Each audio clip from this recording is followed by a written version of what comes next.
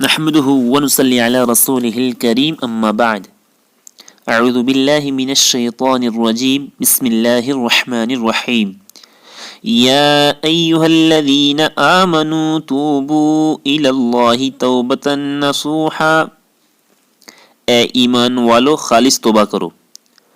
حضرت علی رضی اللہ عنہ فرماتے تھے کہ خالص توبہ یہ ہے کہ جو گناہ کیا ہے اس پر آدمی کو ندامت ہو جائے، جو فرض چھوڑ دیا تھا اس کی قضا کرے، کسی کا مال لوٹا تھا اس کو واپس کر دے، کسی سے زیادتی کی تھی اس سے معافی مانگ لے، آئندہ گناہ نہ کرنے کا عزم کر لے، پختہ ارادہ کر لے، اور جس طرح نفس کو گناہ کرتے دیکھا تھا اسی طرح نفس کو اللہ کی اطاعت کرتے بھی دیکھے، یہ ہے توبۃ نصوحا۔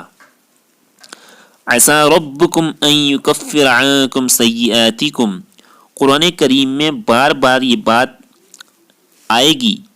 جب تم خالص توبہ کرو گے تو تمہیں امید رکھنی چاہیے کہ اللہ تمہارے گناہوں کو معاف فرما دیں گے۔ تو جب اللہ تعالیٰ نے گناہوں کے معاف کرنے کا وعدہ کیا ہے تو پھر امید نہیں یقین ہونا چاہیے۔ پھر عسیٰ یعنی امید کا لفظ کیوں لاتے ہیں؟